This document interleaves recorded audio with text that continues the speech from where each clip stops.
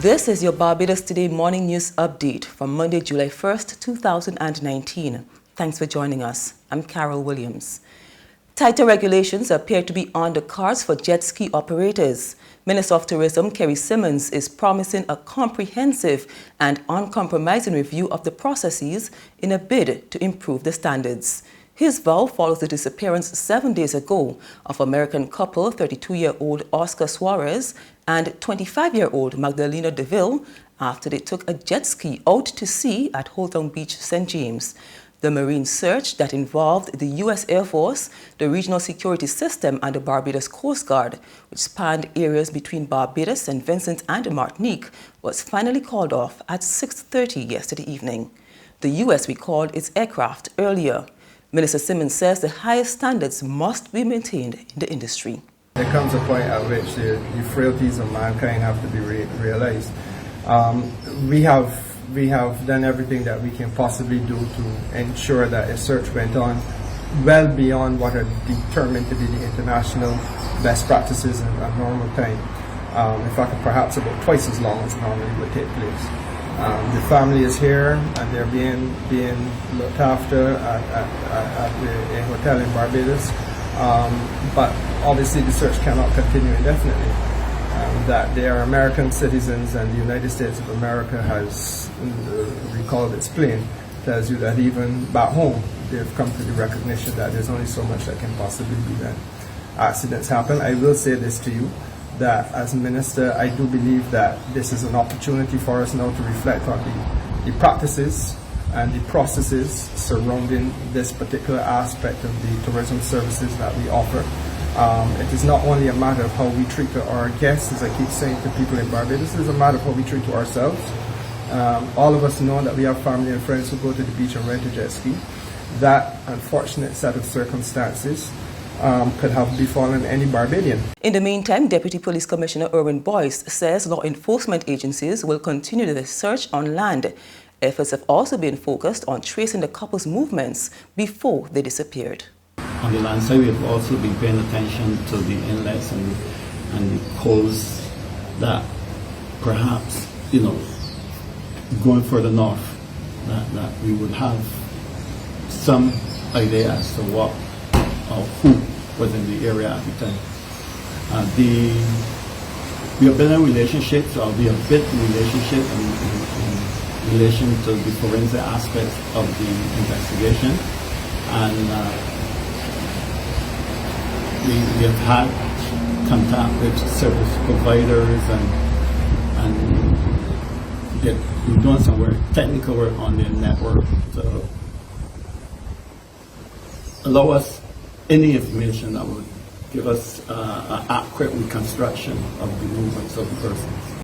Government's ban on single-use petrol-based plastics and styrofoam products takes effect today. This means that no person will legally be able to distribute, offer for sale, sell, or use single-use plastic containers or single-use plastic cutlery. Persons found guilty of not adhering to the ban could be fined up to $50,000 or imprisonment for 1 year or both. Addressing a forum on plastic pollution, marine biologist Nicola Simpson said Barbados is facing a plastic crisis, and this is an opportunity for the island to be more creative and innovative in the manufacturing of disposable items.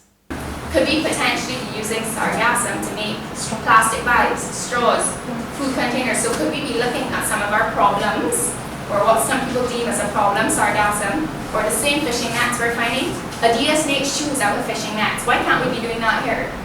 What's stopping us from doing these things? So I'm trying to ask people, and myself as well, to look at this ban as an opportunity and not only a problem.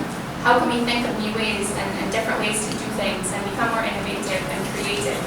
Meantime, the DLP, Democratic Labour Party, wants government to waive taxes and duties on the eco-friendly food packaging. The DLP's spokesperson on business and entrepreneurship, Ryan Walters, says this will help ease the burden on small business operators who will suffer financial loss in the transition.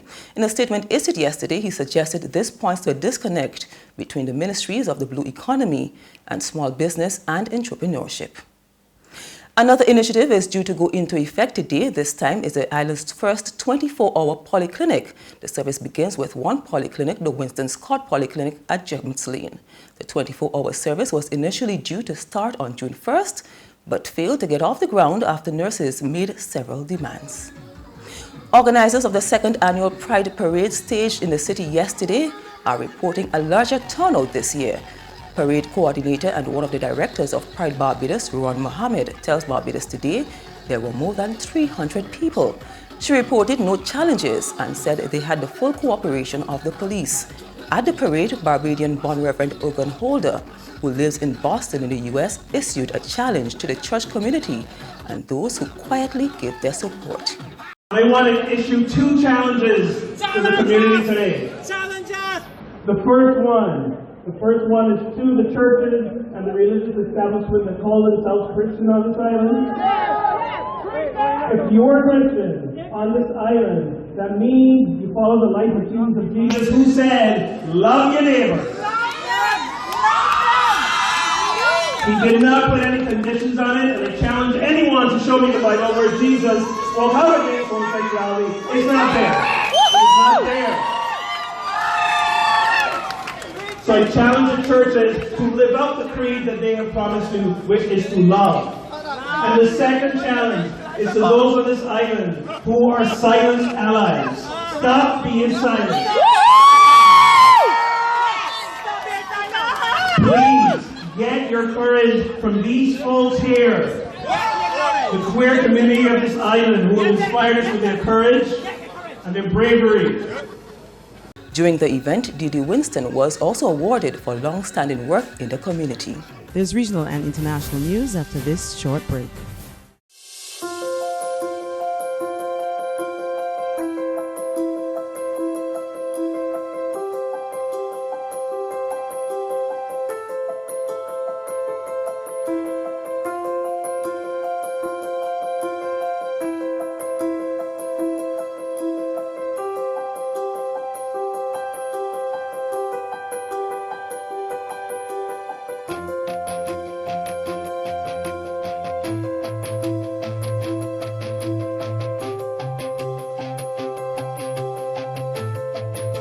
Barbados Today, news you can trust. In Trinidad and Tobago, Minister of National Security Stuart Young says the country is ready to deal with the return of foreign terrorist fighters. He was speaking during a graduation parade for a military-led academic training program. We get the details from CCN TV6. I want the citizens of Trinidad and Tobago and also our international partners away and other countries away to know something. We are not unprepared. This is something your government has been doing for some time now, that is preparing for this possibility, and some argue the eventuality.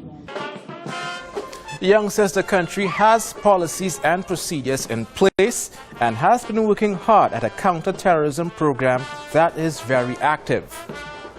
What I was pleased to see is Colonel Carzales, who has worked closely with us out of the U.S. Embassy, tell this population what I told the population in 2018. The terror threat is real, and the Defense Force played a critical role in deterring possible terrorist attacks in Carnival of 2018. And finally, at least 7 people were killed and 181 wounded during a day of protests across Sudan. Yesterday's protests were the largest since a deadly raid by security forces on a camp outside the Defense Ministry 3 weeks ago.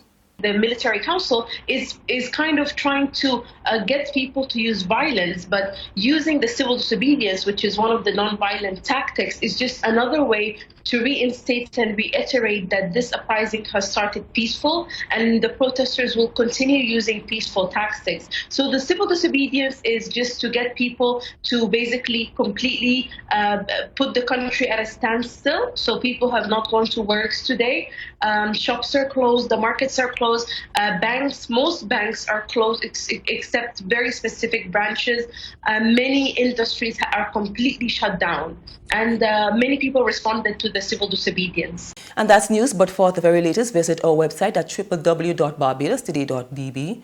You can also subscribe to our e-paper, email updates, or like us on Facebook. And sign up for breaking news alerts via WhatsApp. We're also on Izumi Media in bus terminals, as well as screenplay at supermarkets and gas stations near you. You can also hear us on Mix 96.9 FM and Capital Media HD 99.3 FM. I'm Carol Williams.